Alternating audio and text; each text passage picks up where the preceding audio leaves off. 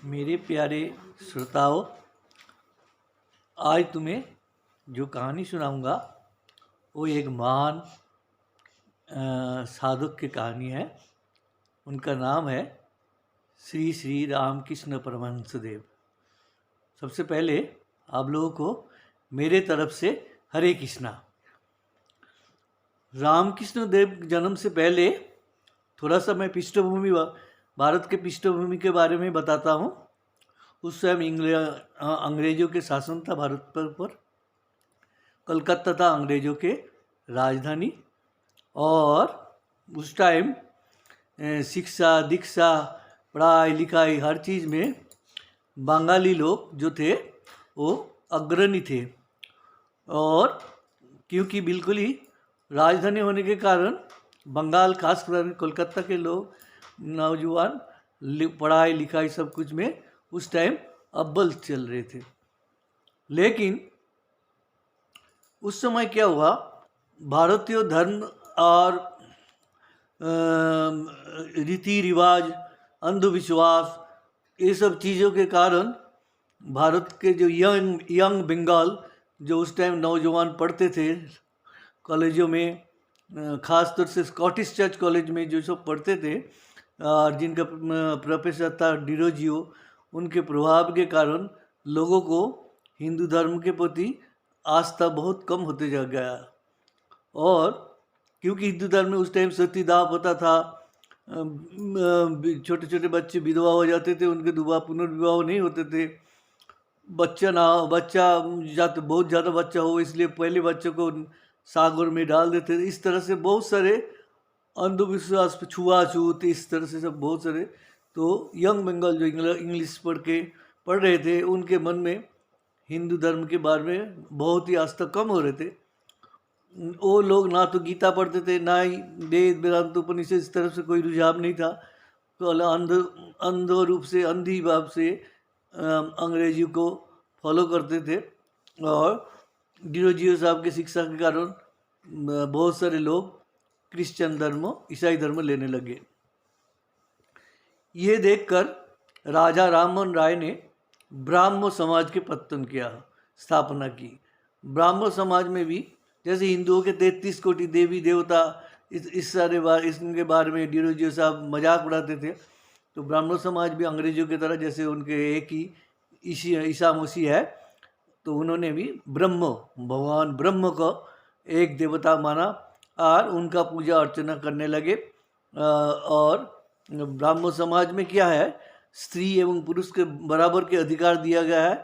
ब्राह्मण समाज की लड़कियां पढ़ लिख सकती थी, आदमियों से बोल सकती थी, जबकि हिंदू समाज में उस ज़माने में ऊंची जाति के खासतौर से ब्राह्मण और कायस्थ औरतें मर्द के साथ बात ही नहीं करते थे, घूंघट में रहते थे।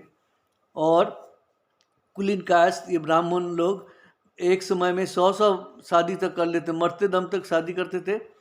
और ये जो लड़कियां शादी कर लेती थी वो उनके पति को कभी एक बार देखा उनका याद ही नहीं रहता और वो मर जाते थे। और ये लोग ये औरतें विधवा हो जाती, सारा जीवन विधवा की जीवन जीना पड़ता था। उनको एक टाइम खाना पड़ता था, खाना खाने को मिलता था, सफ़ेद कपड़े पहनते थे, बाल काट दिया जाता था। दूसरे टाइम खाया नहीं, खाना मिलता नहीं था, मिलता तो मुरमुरा ये इस तरह से कुछ खा के रात को गुजारते थे। और एकादशी के दिन निर्जला व्रत, और पानी तक नहीं पीने देते, घर में उनको बंद कर देते। 10-11 साल के लड़के पानी के लिए तड़पते थे।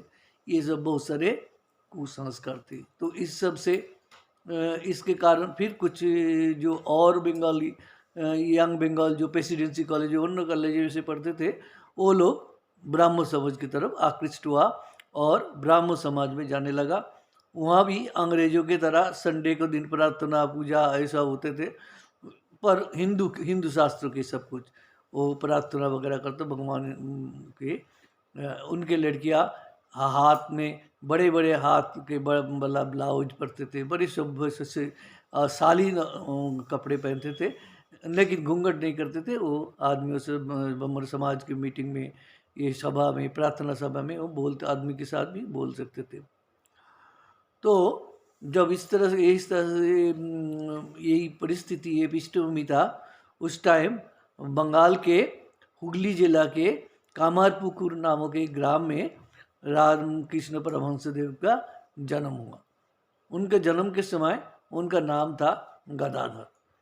रामकृष्ण देव के जो परिवार थे वो शास्त्र के बहुत पंडित थे और पूजा अर्चना पुजारियों के काम ये सब करते थे। रामकृष्ण देव के बड़े भाई, उनका नाम शायद राम का ना ये राम की किशन ऐसे कुछ थे, जो शास्त्र के बहुत बड़ा पंडित था। इधर नाटौर के महारानी जिनका नाम था रासमणी जी, रानी रासमणी, उनको सपने में माँ भगवती ने दर्शन दिया और उनको कहा तुम मेरे मंदिर बना दो। तो नाटौर के महारानी उनके बहुत ज़्यादा जमींदारी, बहुत पैसे थे, तो उन्होंने सोचा चलो भगवान ने आदेश दिया, सपने में आदेश दिया, मंदिर बना देते हूँ। और इस तरह से गंगा में नाव चढ़कर बनारस की ओर जाने लगी। रास्ते में कलकत्ता के पास ही दक्षिणी सर में अचानक माँ ने उनको बोला तुम कहाँ जा रहे हो बनारस इतनी दूर? यहाँ इस गंगा के किनारे, उत्तर किनारे तो बनारस के समान है, उत्तर ये कौन सी दक्षिण किनारा मुझे मालूम नहीं, ये जगह ही बनारस के समान है, यहाँ तुम मेरे मंदिर बना दो। तो रानी रासमणी ने उस टाइम 1 लाख रुपया लगाया उस मंदिर के, दक्षिणेश्वर के मंदिर में। आज वो मंदिर देश दुनिया में बहुत ही मशहूर है। और इस समय ममता बनर्जी ने रेलवे स्टेशन से सीधा दक्षिणेश्वर तक जाने के लिए एक फ्लाईओवर बना रखा है, जो आपको कहीं भी तकलीफ नहीं होगा, सीधा दक्षिणेश्वर के मंदिर में फ्लाईओवर से चढ़ के चले। पहले स्टेशन से उतरना, फिर काफ़ी दूर तक जाना, अब वो सब चीज़ झंझट नहीं है। दक्षिणेश्वर के मंदिर माँ भवितारिणी का मंदिर थी और वो बहुत ही जागृत मंदिर। तो मंदिर तैयार हो जाने के बाद मंदिर में देवी के प्रतिष्ठा करने के लिए पुजारियों की जरूरत थी। तो लेकिन कोई भी पंडित ब्राह्मण उस टाइम उस मंदिर में पूजा करने के लिए तैयार नहीं थी, क्योंकि रानी रासमणी ब्राह्मण ये कायस्थ नहीं थे, थोड़ा सा निम्न जाति के थे। इसलिए वो कह रहे हैं कि हम निम्न जाति के ब्राह्मण कोई भी पुजारी ब्राह्मण उनके मंदिर में पूजा करने के लिए सहमत नहीं हो रहा था।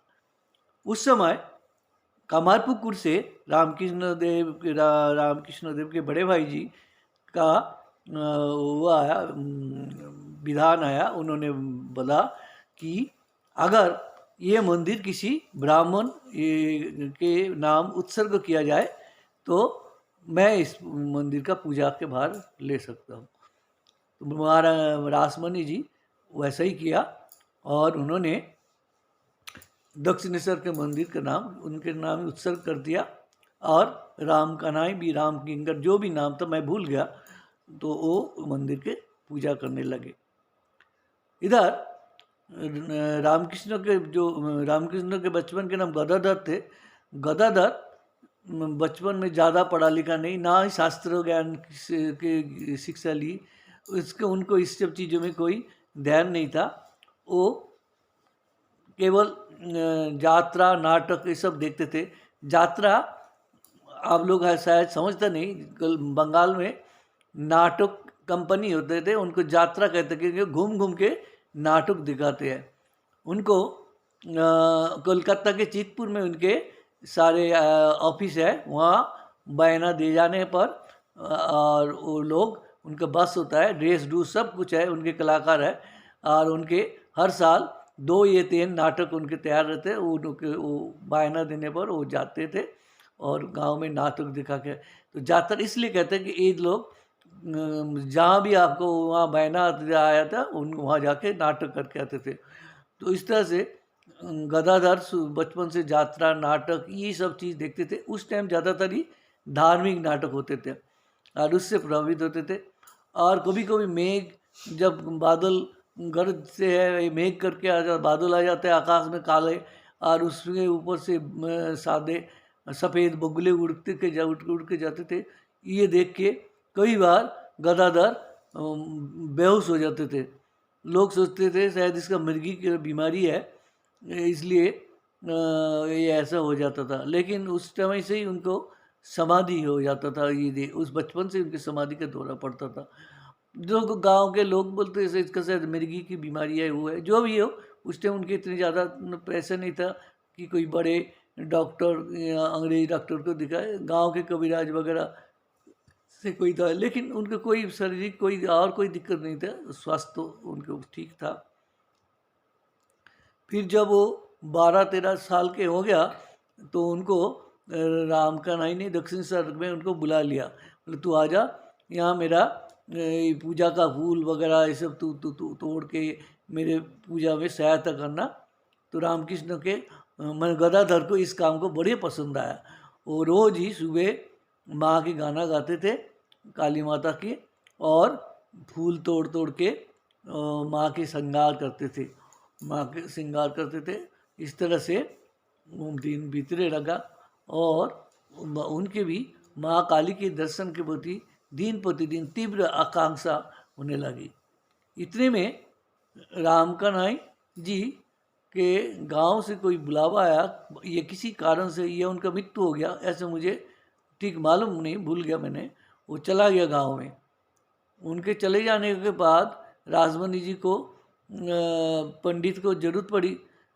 तब सब ने सोचने लगा अब कहाँ पंडित मिलेगा, तो गदाधर जी को ही कहा भाई तुम ही पूजा कर लो।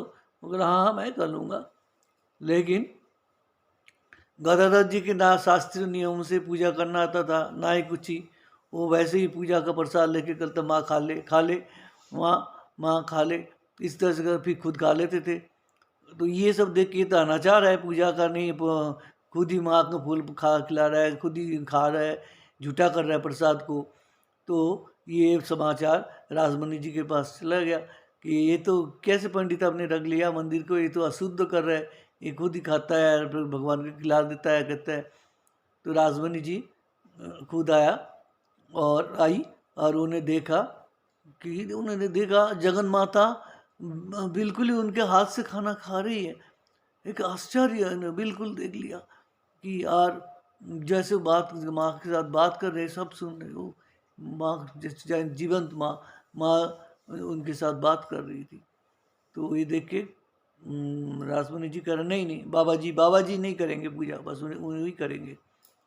इसके बाद रानी माँ के 5-6 बेटियाँ थी, उनके शायद तीसरी बेटी के जो जमाई था माथुर साहब, वो उनका माथुर उनका नाम है, माथुर साहब, वो उनके सारे जायदाद का देखभाल करते थे। वो बड़े पढ़े लिखे थे और बहुत ही बुद्धिमान आदमी थे।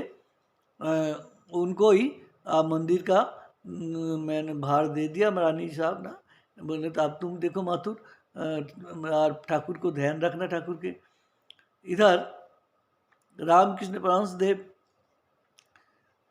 पूजा तो कैसे वैसे करते ही थे और उनका माँ को प्राप्त करने के लिए इतने वो बेचैन होते थे। गंगा घाट पे वो धूल मिट्टी से लोट-पोट होते थे और माँ करके रोने लगते थे। उनके शरीर में मरोड़ आने लग जाता था। लोग बाग देखते ये क्या है, इसका मिर्गी का दौरा है, इसके ब्राह्मण को क्या हुआ, इसका कैसे हुआ। लोग गाँव नहाने आते गंगा घाट में, तो ऐसे सब देखते थे। धीरे धीरे ये खबर, हाँ, इससे पहले रामकृष्ण का विवाह बचपन में ही उनके पास ही थोड़ी दूर गांव जयराम बाटी के शारदा मणि से हो गया था। तो उस टाइम छोटी उम्र में ही शादी हो जाते थे। शारदा मणि मायके रहती थी। तो जब ये खबर जयराम बाटी में शारदा मणि के कान में गई कि उनके पति पागल, लोग कहते पागल हो गया, मिर्गी का दौरा पड़ा, कोई लोग ऐसे ही अफवाह फैलाने लगे। तो शारदा मणि दृढ़ संकल्प किया, अपने माँ बाप को बोला मैं मेरे पति के पास जाऊंगी और मैं उनकी सेवा शुश्रूषा करूंगी, उनका देखभाल करूंगी, मेरे को भेज दीजिए। तो उनके माँ बाप रिश्तेदारों के साथ पालकी में उनके बिठा के और 10-12 आदमी के साथ उनको दक्षिणेश्वर के लिए रवाना कर दिया। रास्ते में जाते जाते 2 गांव आता था, तेलो और भेले, तेलो भेलो। इनका शुद्ध नाम है तेलुआ और भेलुआ। ये गांव बरसात में तो एकदम पानी में डूबा रहता है। बरसात के टाइम इतना वहाँ पानी जमा रहता था, वन जंगल ये सब था, और वहाँ कोई खेत वेत नहीं होता था उस समय। जबकि अब तो सब जमीन सोना उगलता है। और वहाँ डाकुओं का अड्डा था। डाकू सारे उस तेलो वेलो के मैदान लोग वहाँ लोग रात को तो जानते हैं, दिन में भी बहुत डर डर के वहाँ से जाते थे। तो जब शारदा मानी के पालकी शाम के समय वहाँ पहुँचा तो डाकू के दल हर करते करते उनकी तरफ भाग आए। ब्यारा जो पालकी खींचता था, उनको ब्यारा कहते हैं बंगाली में, और वो लोग 4 जन और उनके रिश्तेदार वगैरह डाकू के डर से भाग गए। डाकू के सरदार आया और उनका इन औरत के जो जेवर वगैरह सारे ले ले। तो शारदा मानी के पास जब लेने आया तब शारदा मानी बोले ठहरो ठहरो, मैं तुम्हारे सरदार जी कौन है उनके साथ बात करती हूँ। ऊपर पालकी से नीचे उतर के कहा, बाबा मैं शारदा तुम्हारी बेटी हूँ, बाबा तुम्हारा जमाई बहुत बीमार है, मैं उनके पास जा रही हूँ। तो एक डाकू को कोई बाबा कह सकते हैं एकदम निडर होके, और तो डाकू सरदार का मन एकदम पिघल गया। बोला, अच्छा बेटी तेरा पति बीमार है? हैं बाबा, अब मैं मेरे पति के पास जा रही हूँ दक्षिणेश्वर में, वो बहुत बीमार है, मेरे को गाँव समाचार मिला इसलिए मैं जा रही हूँ बाबा। बोला अच्छा अच्छा अच्छा ठीक है कोई डर नहीं, तो आराम से आज रात को यहाँ रहा, मैं कल सुबह तेरे को आगे पहुँचा दूँगा। तो डाकू के दल उनसे कुछ भी नहीं किया। ये देखकर उनके जो ब्यारा वगैरह और वो लोग बस धीरे धीरे आगे, बोले तुम लोग आ जाओ। रात को वहाँ उन लोग रोके, डकाइतों ने उनको खिलाया विलाया, और सुबह काफ़ी देर तक उनको दूर रवाना कर दिया। तो शारदा मुनि के बाबा डाक से डाकू भी पिघल गया और उनका मन बदल गया था। फिर वहाँ जब पहुँच गया शारदा मुनि, देखा राम कृष्ण देव ऐसे ही पागलपन की तरह कर रहे हैं और पूजा करते हैं। लेकिन ना ही महारानी की तरफ से राजमणि जी से उनको कुछ नहीं कहा जाता, और ना ही कोई। लेकिन जो शाम पूजा दर्शक जो पूजा देखने आता है, वो कहते कि पागल कैसे पूजा करता है, ना कोई नियम कानून, ना घंटी बजाता, ना कोई शंख, नहीं कुछ ही, ना ही आरती करता, बस सीधा ही प्रसाद लेके माँ को खिलाता है। ये है, लोगों को मन में कोई संतुष्टि नहीं आता था। इधर रासमणि जी आने के बाद रामकृष्ण के घर में कमरे में ही सोने लगी। तो रामकृष्ण रास को उनको पूछने लगे, क्या तुम मेरे साधना में बाधा उत्पन्न कर लिए आई हो? बोले क्यों, मैं बाधा क्यों उत्पन्न करूंगी, मैं आपका साधना के संगी होंगी, साथी होंगी, मैं आपके साधना में कोई बाधा नहीं। फिर भी इस तरह से एक ही बिस्तर पर एक ही अपनी पत्नी, जवान पत्नी, और रामकृष्ण भी तो जवान आदमी थे, उनको मन में एक दिन इच्छा हुआ, उन्होंने अपने पत्नी को स्पर्श करने जा रहे थे, तो अचानक देखा काली माई आ गया, उसके पत्नी के अंदर ही माँ काली माई देख लिया। उसके बाद उन्होंने समझ गया कि भगवान ने उनके अपने पत्नी के साथ कोई संबंध बनाना भगवान माँ काली माँ के पसंद नहीं है। 6 महीने तक उन्होंने अपनी पत्नी को साथ रखा एक बिस्तर में, लेकिन उन्होंने कभी उनको स्पर्श तक नहीं किया। और 6 महीने बाद उन्होंने जो दक्षिणेश्वर के 9 वक्त जहाँ शहनाई बजते थे, वो उसके नीचे एक कमरा था, वहाँ उनकी पत्नी चली गई, वहाँ से उनके लिए खाना बना सब कुछ बना देती थी। रामकृष्ण परमहंसदेव की पेट की तरह बीमारी थी, वो ज़्यादा हेवी खाना खा नहीं पाती थी, उनके लिए तरीदार खाना बनती थी, भोजन चावल के साथ तरीदार सब्जी, ये उनका भोजन था। बार बार उनको ये जाना पड़ता सोच के लिए, इसलिए शारदा मानी उनके लिए उनका पेट देख के उसी हिसाब से ही खाना बना देती थी, और बड़े ध्यान रखती, दूर से वहाँ से ही सब कुछ। और धीरे धीरे रामकृष्ण परमहंसदेव ने महाकाली का दर्शन भी मिल गया, सब कुछ मिल गया। महाकाली ने उनको वेद वेदांत वगैरह सब कुछ समझा दिया उनको, और जब उनको सब कुछ पता चल गया, धीरे धीरे उनके भक्त बनने लगे। और एक दिन माथुर साहब जो उनके कहा बाबा जी, बाबा भगवान के राज में तो सब कुछ नियम से ही चलता है, कोई भगवान भी बेनियम कोई नहीं कर सकते। क्या कह रहा माथुर? भगवान भी नहीं, भगवान तो सर्व मालिक है, वो कुछ भी कर सकता है। बोले ना, नहीं बाबा, ये नहीं हो सकता। देखो सूर्य पूरब से उठता है, ये है, और दिन रात होता है, ये मौसम देखिए ठीक नियम से, बेनियम तो नहीं है। बोले भगवान चाहे तो कर सकता है माथुर, तू की समझता नहीं। बोले नहीं बाबा, कैसा लाल गुलाब के फूल में सफ़ेद गुलाब भी हो सकता है क्या? बोले भगवान चाहे तो वो भी हो सकता है। तो माथुर साहब ने अविश्वास के हंसी हंसा और चले। पर सुबह दूसरे दिन जब रामकृष्ण परमहंस देव सोच में गया था, सोच करके आ रहे थे, देखा एक गुलाब की डाली में, एक में सफ़ेद फूल, सफ़ेद गुलाब, एक में लाल गुलाब। वो डाली तोड़ के माथुर साहब के पास ले आया।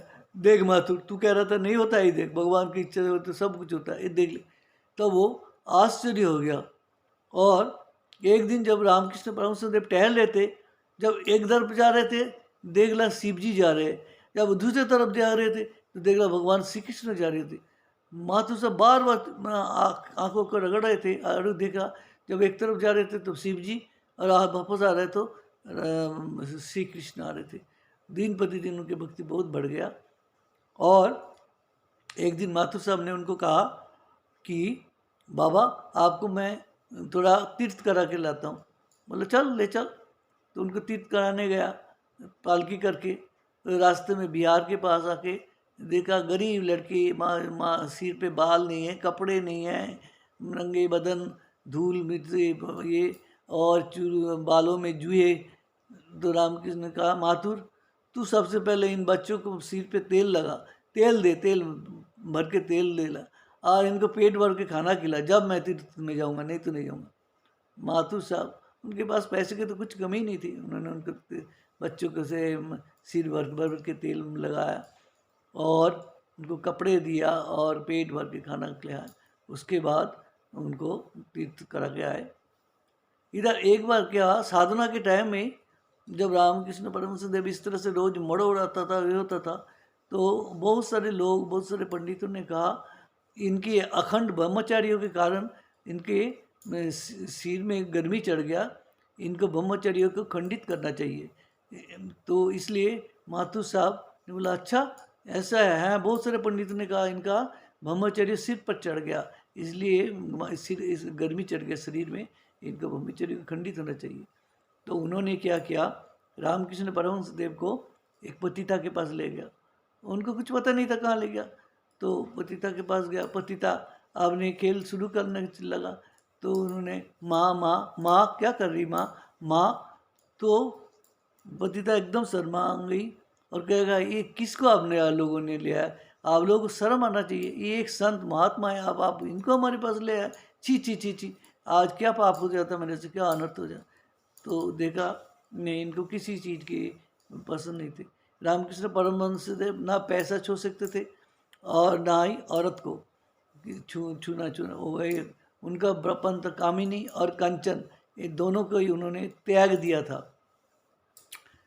इस तरह से जब उनके दिन दिन भक्त संख्या बढ़ रहे थे, एक मास्टर जी महेंद्र नाथ जी उनके नित्य संगी थे, वो मास्टर जी, उन्होंने उनके जीवनी लिखा था।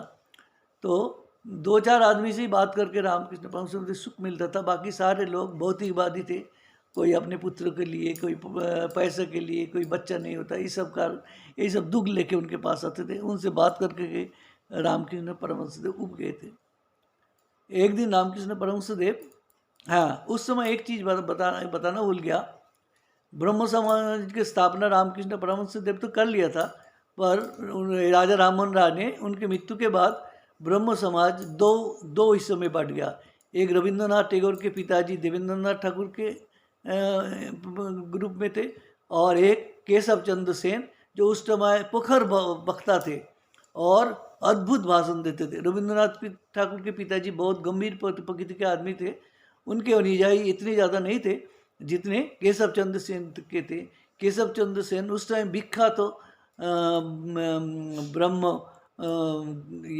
ब्रह्म समाजी थे, ब्रह्म समाज के नेता थे, और उनके जो प्रार्थना सभा वगैरह में हजारों लोग आते थे, ब्रह्म समाज के लोग, और वो अद्भुत उनका वक्तृता देने का, उनके भाषण देने का क्षमता थी। तो एक दिन रामकृष्ण देव को कलकत्ता में किसी भक्त के घर ले गया था, तो रामकृष्ण देव ने कहा, भाई कोई गाना गाने के कोई आदमी नहीं है क्या, कोई गाना भक्ति संगीत? वहाँ नरेंद्र नाथ दत्त बोला, हाँ पड़ोस में एक कायस्थ के लड़का है नरेंद्र नाथ दत्त, जो बाद में विवेकानंद के नाम से मशहूर हुए, उनको बुला लिया गया, ये गाना गाते थे। तो उनको बुलाया, भाई तुम गाना गाओ। तो वो गाया, एक तो गाया माँ तन ही तारा तिगुन धरा, जो इस तरह से एक गाना गाया, और गाया मोन चलो निजो निकटने, अपने मन को अपने ही निकेतन अपने घर में चलो। ये दोनों गान गाए। रामकृष्ण ने बहुत विभोर हो गया उनके गाना सुन के, कह रहा आना कभी दक्षिणेश्वर में, हाँ अरे नरेन, तू नरेन है ना, आना कभी दक्षिणेश्वर में। और नरेन ये सब ध्यान नहीं दिया, वो तब अपनी पढ़ाई लिखाई में मग्न। जब नरेंद्र कॉटेज चार्ज में कॉलेज में पढ़ रहे थे, उस टाइम उनके एक प्रोफेसर वर्ड्सवर्थ के एक कविता पढ़ा रहे थे, उनमें कभी प्रकृति को देखते देखते समाधि हो जाता था। तो छात्रों ने कहा, सर समाधि क्या है? मतलब समाधि मतलब एकदम आदमी के खाली सांस भी चलता था कि पता नहीं, इस तरह से वो एकदम डूब जाता था। और तो बोले सर ये कैसे हो सकता है? फिर वो बाद में जिंदा भी वो हो जाता, होश आ जाता है उसको। बोलो ये कैसे हो सकता है? बोलो इसका उदाहरण तुम्हारे देश में ही है, बंगाल में ही है, दक्षिणेश्वर में रामकृष्ण परमहंस देव है, उनको सुना है, उनका भी समाधि का दौरा पड़ता है। आप लोग चाहो तो उनको देख के ये आप उसको महसूस कर सकते हो। तो नरेंद्र का मन में इस चीज़ का इच्छा थी। तो उन्होंने एक दिन चल के दक्षिणेश्वर में गया, और जाते रामकृष्ण देव आके उनको पकड़ के ले आया। कल नरेन तू आ गया, हाँ तेरे लिए मैं कितनी देर से कब से तेरे राह ताक रहा था, अब तू इतने दिन बाद आया, हाँ। फिर उसको अंदर ले गया काली मंदिर के पास, बोले तू वही सप्तर्षि मंडल के एक ऋषि तू है, तेरे इंतजार में ही मैं बैठा हूँ, तू कब आएगा? ये सब भौतिकवादी लोगों से बात करके मेरा मुंह सड़ गया। आजा आजा तेरा का प्रसाद खिलाता हूँ, और मिठाई खुद अपने हाथों से खिलाने लगा। रामकृष्ण देव ने विवेकानंद सॉरी नरेंद्र नाथ, आप क्या कर रहे हो जी, ये क्या पागलपन आपका? बोलो पागलपन क्या रे, हैं तेरे को तो मिठाई खिला रहा हूँ। बोलो नहीं नहीं, सब आप क्या करते हैं, इससे बच्चे को, तो मैं कोई बच्चा थोड़ी हूँ। तो बोला अच्छा बच्चा नहीं, तो उनको छू दिया। रामकृष्ण देव छूते ही उसका सारा ब्रह्मांड हिलने लग गया चारों तरफ। करे आप क्या कर रहे हो, मेरा तो माँ बाप भाई बहन है, आप ये क्या कर रहे हो? फिर छू दिया, बोला ठीक है ठीक है ठीक है, अभी थोड़ा इतना ही बहुत है, रामकृष्ण ने कहा। तो फिर वो उस दिन विवेकानंद चला गया। बोला कि कैसे पागल आदमी, हमें छू दिया तो ये क्या हो गया, मेरा सारा ब्रह्मांड हिलने लगा।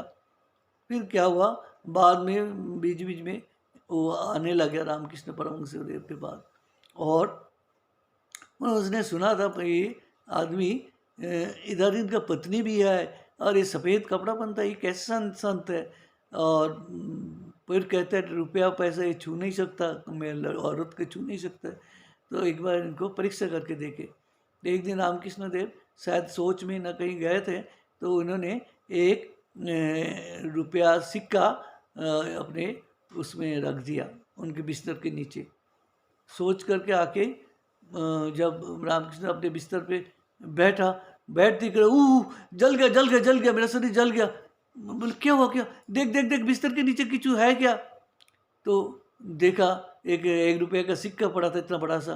तो अरे हटा हटा हटा हटा, तो किसने ऐसा किया? तो विवेकानंद नरेंद्र नाथ मुँह नीचे करके देखा, अच्छा तूने किया, अच्छा परीक्षा कर रहा था ना, हाँ गुरु को अच्छे तरह से परीक्षा करके देखना चाहिए था। मुझे समझ गया, मैं समझ गया, बहुत अच्छा लड़का तू, अच्छा इस तरह से परीक्षा करना, गुरु को दिन में देखना, गुरु के रात में देखना, तब जाके गुरु को विश्वास करना। इसके बाद नरेंद्र नाथ के पिताजी की मृत्यु हो जाता है, और उनके परिवार बहुत विपदों में आए, खाने को भी लाली पड़ जाता था। नरेंद्र नाथ सुबह सुबह वहाँ देखता था घर में बर्तन में कोई खाने पीने की चीज़ आए, जिस दिन चीज़ होता था तो वो कुछ खा लेता था, नहीं खा के चला जाता, घर से निकल जाता था। और जिस दिन नहीं आता कुछ भी नहीं खा के दक्षिणेश्वर में चले जाते थे। और उनके माँ एक दिन कहा, अरे नरेन, अरे बीले, उनके डाक नाम बीले था, बीले तेरा कोई धर्म कर्म कुछ भी नहीं है, घर में माँ भाई बहन भूख से मर रहा है, आज तू तेरा ठाकुर के पास जाता है रोज रोज। हाँ, ठाकुर के पास जाता है तो तेरा शर्म नहीं आता? हाँ, कैसे गुजारा होगा संसार में? कोई नौकरी नहीं, धंधा नहीं, कुछ नहीं। तू, तेरा ठाकुर इतना ही बड़ा है तो जाना कह देना मेरे को एक नौकरी देने के लिए। तो ये बात विवेकानंद के, नरेंद्र नाथ के मन में गिर गया और उसने जाके रामकृष्ण परमहंस देव का पास शाम के टाइम पहुंचा था। बोलो ठाकुर, बोला हाँ बोल लो। क्या हुआ, क्या दिक्कत, तेरा मुंह ऐसे कैसे सूजा हुआ है? ठाकुर, हमारे घर का हालत बहुत ख़राब है, मुझे एक नौकरी दिला दो ना। आपका बात तो माँ सुनती है, आप नौकरी दिला। बोला आज अमावस्या है, आज बहुत अच्छा दिन है, तू आज आया मंगलवार अमावस्या के दिन है, तू जा मंदिर में जाके तू जो मांगेगा सब मिल जाएगा, तू चला जा चला जा चला जा मंदिर में चला जा और जो तेरे इच्छे तू मांग ले, नौकरी चाकरी राज राजत्व जो वो चाहता है, सोना दाना रुपया पैसा जो मांगेगा आज माँ तेरे को दे देगी। तो नंदो गया मंदिर के अंदर, देखा जगत जननी ने माँ जीवंत एकदम उनके सामने आए। उन्होंने कह दिया माँ मुझे ज्ञान दो, विवेक दो, वैराग्य दो। फिर बोल के आ गया। तो रामकृष्ण ने क्या मांग लिया नौकरी? बोले नहीं, मांगने में भूल गया। क्या मांगा? ज्ञान दाओ, विवेक दाओ, वैराग्य दो। अरे अरे तू बेवकूफ़ है क्या? तेरा परिवार ऐसे दुखी है, जा जा फिर जा फिर जा जा जा फिर मांगे जा। फिर गया, फिर वही ज्ञान दाओ, विवेक दाओ, वैराग्य। क्या हुआ? बोलो ठाकुर वहाँ जाती मैं भूल जाता हूँ, क्या चाहिए मेरे को? देख देख देख बिले, ये ठीक नहीं हो रहा, तू 30 बार जा, आपकी बार आखिरी बार, इस बार नहीं मांगेगा तो देख कुछ नहीं मिलेगा, तेरा घर परिवार ऐसे ही दुखी रहेगा। जा अब अच्छे से, आप एक बार लास्ट चांस तेरे को दे रहा हूँ, आप मांग ले जाके। 30 बार भी वही ऐसे ही मांगा, ज्ञान दाओ माँ, मेरे को विवेक दाओ, वैराग्य दाओ, भक्ति दाओ, ये दो। चला आया। बोलो बोलो मांगा नहीं?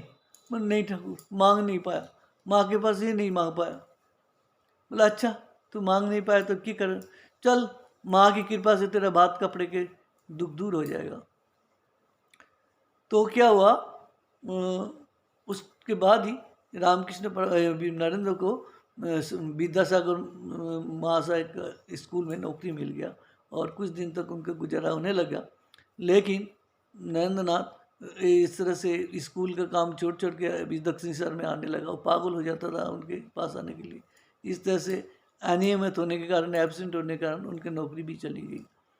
नौकरी चली गई तो रामकृष्ण इधर नरेंद्रनाथ बड़े मुश्किल से, उनके जो पिताजी किराया के मकान में रहते थे और बहुत सारे आश्रित उनके घर में रहते थे। किराया उस टाइम उनके देने के लिए साधन नहीं था। उनके पुश्तैनी जो मकान था उनके ऊपर उनके ताऊ जी ने कब्जा कर रखा था, उनके मुकदमा भी चल रहा, दोनों तरफ जो पैसा मुकदमा चलाने के लिए इनके पास कोई पैसे नहीं थे, किराए के मकान में नहीं। इसलिए उनकी नानी थी कि बहुत ही अमीर, वो चाहती थी कि अब मेरे बेटी ये बच्चे को लेके पति के मरने के बाद आ जाए। तो ये चाहती थी कि नरेंद्र माँ ऐसे तो होगा नहीं माँ, तुम लोग चलो नानी के पास तुम लोगों को छोड़ के आते। फिर वो अपने भाई बहन और माता को नानी के पास ले गया और नानी के पास बहुत पैसे थे और वो इकलौती बेटी थी उनकी। नानी बहुत खुश हुआ, लेकिन कहा नरेंद्र तू बहुत चालाक है, तो ठाकुर के पास जाने के लिए मेरे पास छोड़ के जा रहा है ना माँ को भाई को। नरेंद्र माँ नानी इसके अलावा और कोई रास्ता नहीं है। तो नानी छोड़ के चले गया। इसके बाद रामकृष्ण परमहंस देव को गले में कुछ बीमारी हुआ। हाँ एक बात बता रहा हूँ, उस टाइम के कलकत्ता के सबसे विख्यात नाटककार गिरीश चंद्र घोष जो नाटक लिखते थे एवं नाटक का परिचालना भी करते थे। स्टार थिएटर, कलकत्ता के स्टार थिएटर की स्थापना उन्होंने और नटी विनोदिनी ने की थी, जो एक सर्वश्रेष्ठ थिएटर हॉल था।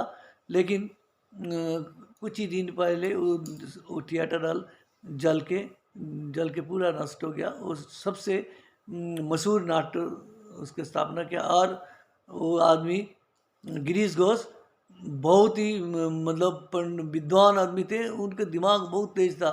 वो जैसे अभिनय करते थे वैसे ही वो नाटक लिखते थे, उनके प्रतिभा इतना था। सर्वश्रेष्ठ नाटककार उस टाइम के थे कलकत्ता के। लेकिन उनके चरित्र बहुत खराब थे, वो पतिताओं के घर पड़े रहते थे, दारू पीते थे। तो लेकिन उनको भी रामकृष्ण परमहंस देव के पास नाम सुन के उन्होंने भी आए उनके पास एक दिन और रामकृष्ण देव उसको कृपा की। बोले गिरीश तू भगवान के नाम तो ले। बोलो प्रभु कब लेंगे, कब कहाँ किसके घर पड़े रहता हूँ दारू पी के, मेरा कुछ मतलब दिन में नहीं, रात दोपहर में नहीं, कभी किसी समय तो नहीं ले सकता नहीं। अच्छा सोते टाइम तो एक बार ले सकता है, बोले कोशिश करो प्रभु। तो ये गिरीश घोष उनको चोते थे वही थे। तो कहते हैं गिरीश घोष का पाप सारे रामकृष्ण परमहंस खुद के ऊपर लिया, जिसके कारण उनके गले में कैंसर हो गया। तो फिर कैंसर हो जाने के बाद उनके जो शिष्य सारे वहाँ आ गया, उनको काशीपुर ले आया कलकत्ता के पास, वहाँ उनका इलाज करने लगा। उस टाइम के सबसे बड़ा डॉक्टर नीलरतन सरकार उनके इलाज कर रहे हैं। लेकिन कैंसर की बीमारी के इलाज उस समय तो कुछ था ही नहीं, दिन प्रतिदिन हालात खराब होने लगे। तो जब इस नराधाम का छोड़ने के टाइम आएगा, रामकृष्ण देव 11 अविवाहित युवकों के, जिसमें नरेंद्रनाथ थे प्रधान, उनको कहा, उनको सबको दीक्षा दे दिया, उनका नाम भी दे दिया। नरेंद्रनाथ का नाम पहले विवेकानंद दिया था, बाद में उनको बदल कर उन्होंने विवेकानंद रखा। इन 11 लड़के ने दिन रात मेहनत करके अपने ठाकुर को रामकृष्ण की सेवा करने लगे। लेकिन नहीं हुआ, ठीक नहीं हो रहे थे, दिन प्रतिदिन गले में इतनी दर्द, खाना खाना मुश्किल हो रहे थे। और एक दिन रामकृष्ण नरेंद्र के पास आया और उनको बोलो बैठ मेरे सामने। फिर बैठ के उनकी तरफ एक तरफ देखने लगा, एक ताक देखने लगा। देखते देखते बोला सुन, आज मैं मेरा जितनी भी शक्ति था तेरे को मैं दे दिया, इसी शक्ति से तू सारा पृथ्वी का जय करेगा, पृथ्वी का जय करेगा तू। और क्या करेगा, ये जो सब तेरा गुरु भाई है इनको देखभाल करना, ये सारी तेरा जिम्मेवारी है। और तू और इस तरह से ये कहते कहते रामकृष्ण परमहंस देव का देहांत हो गया। रामकृष्ण परमहंस देव उस टाइम जन्मे थे जब हिंदू धर्म का बिल्कुल अवक्षय हो रहा था। और इसके बाद जब विवेकानंद जी अमेरिका में जाके भाषण दिए और सारा पृथ्वी के लोग मान गए कि हिंदू धर्म समस्त धर्म से श्रेष्ठ है, और उनको ईसाई धर्म सिखाने की कोई ज़रूरत नहीं है। ये धर्म इतना उच्च, इनके वेद वेदांत, इनका रामायण महाभारत गीता भागवत 18 पुराण, ये सब इतने उच्च कोटि के है कि हमको और ईसाई बनाने उनको ज़रूरत नहीं है। उसके बाद हिंदू लोग और ना ही क्रिश्चियन होने लगे और ना ही और ब्राह्म धर्म पे उत्सुकता दिखा लगे। धीरे धीरे ब्राह्मण समाज हिंदू समाज में मर्ज हो गया। रामकृष्ण देव के और भी 2 घटना है। उन्होंने मुसलमान धर्म के लिए उन्होंने देखा कि उन्होंने भी रोज़ा रखा, ये करा, और 10-15 दिन उनके तरह से नमाज पढ़े करे और हजरत मोहम्मद के दर्शन हुए। इसी तरह ईसाई धर्म के भी उन्होंने पालना की और ईसा मसीह ने भी उनको दर्शन दिया। इस तरह से सारे कुछ देख के उन्होंने यही निर्णय लिया, उनका यही था कि जितने भी पथ है, हिंदू, बौद्ध, ईसाई, मुस्लिम, जैन, सभी धर्म के लिए एक रास्ता है। ये रिलीजन एक रास्ता है। असल रास्ता तो भगवान है। भगवान के पहुंचने के लिए ये सारे रास्ता है। उन्होंने कहा जितने मत है उतना ही पथ है। जैसे पानी को कोई जल कहता है, कोई पानी, कोई एक्वा, कोई वाटर, इस तरह से कहता है। इसी तरह से पानी तो पानी है, भगवान भी भगवान ही है। इसी तरह से उनके अलग अलग धर्म के लोग अलग अलग रास्ते से उनकी तरफ भी पहुँचते थे। आज के मेरा कहानी रामकृष्ण परमहंस देव की जीवनी यहीं खत्म होता है। उनके प्रति मेरा श्रद्धापूर्ण प्रणाम और कोटि कोटि नमस्कार। आप लोगों को ये कहानी जीवनी कैसी लगी, आप लोग कृपया लाइक कीजिए, शेयर कीजिए या सब्सक्राइब कीजिए, और मेरा कोई भूल त्रुटि होने पर मुझे क्षमा करें। धन्यवाद। हरे कृष्णा।